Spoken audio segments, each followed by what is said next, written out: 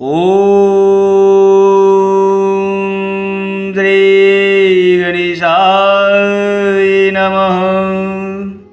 संक्षिप्त श्री भविष्य पुराण उत्तर पर्व चैत्र भाद्रपद और माघ शुक्ल तृतीया व्रत का विधान और फल। भगवान श्री कृष्ण बोले, हे महाराज, अब आप चैत्र भाद्रपद तथा माघ के शुक्ल तृतीया व्रतों के विषय में सुने। इन व्रतों से रूप सौभाग्य तथा उत्तम पुत्र की प्राप्ति होती है। इस विषय में आप एक वृतांत सुने। भगवती पार्वती की जया और विजया नाम की दो सखियां थी। किसी समय मुनि कन्याओं ने उन दोनों से पूछा कि आप दोनों तो भगवती पार्वती के सदा साथ निवास करती हो, आप सब यह बताएं कि किस दिन किन उपचारों और मंत्रों से पूजा करने से भगवती पार्वती प्रसन्न होती है। इस पर जया बोली, मैं सभी कामनाओं को सिद्ध करने वाले व्रत का वर्णन करती हूँ। चैत्र मास के शुक्ल पक्ष की तृतीया को प्रातः काल उठकर दंत धावन आदि क्रियाओं से निवृत्त होकर इस व्रत के नियम को ग्रहण करें। कुमकुम, सिंदूर, रक्त, वस्त्र, तांबुल आदि सौभाग्य के चिन्हों को धारण कर भक्ति पूर्वक देवी की पूजा करें।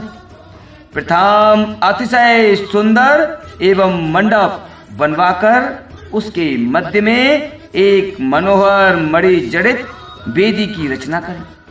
एक हस्त प्रमाण का कुंड बनाएं। तदनंतर स्नान कर उत्तम वस्त्र धारण कर देवता और पितरों की पूजा कर देवी के मंडप में जाएं और पार्वती, ललिता, गौरी, गांधारी, साकंद्री, शिवा, उमा और सती, इन 8 नामों से भगवती की पूजा करें। कुमकुम, कपूर, अगरू, चंदन आदि का लेपन करें।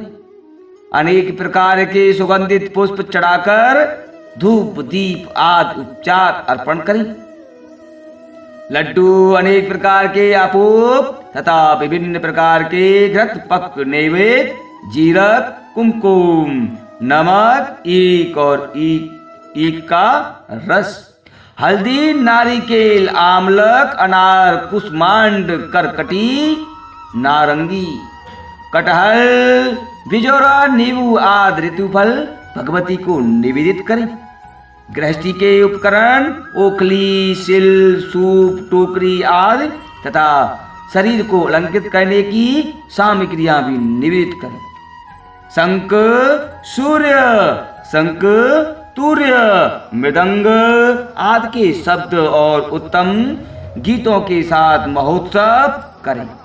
इस प्रकार भक्ति पूर्वक अपनी शक्ति के अनुसार अभिलाषा से प्रदोष के समय नए कलशों में जल लाकर उससे स्नान करें। पुनः पूर्वोक्त विधि से भगवती की पूजा करें। प्रत्येक पहर में पूजा और घृत संवेद तिलों से हवन करें। भगवती के सम्मुख पदासन लगाकर रात्रि जागरण करें। नृत्य से भगवान शंकर, गीत से भगवती पार्वती और भक्ति से सभी देवता प्रसन्न होती है। तांबुल, कुमकुम और उत्तम उत्तम पुष्प सुवासिनी स्त्री को अर्पित करें।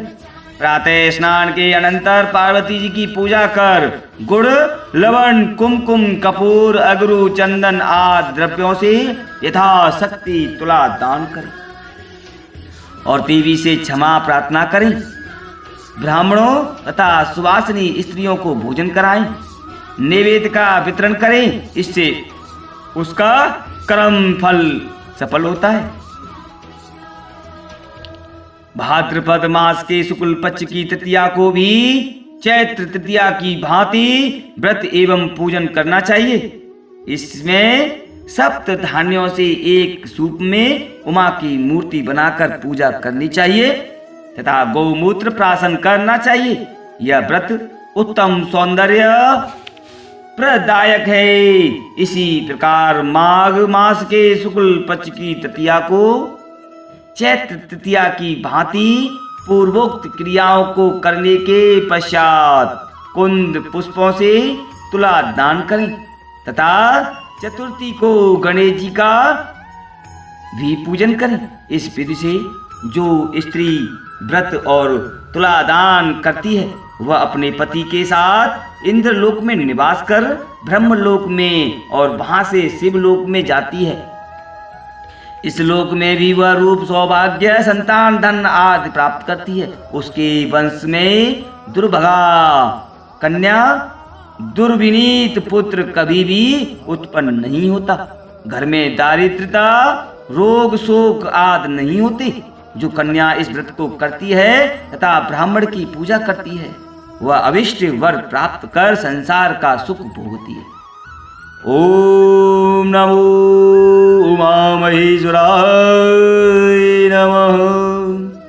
ओम नमो भगवते वासुदेवाय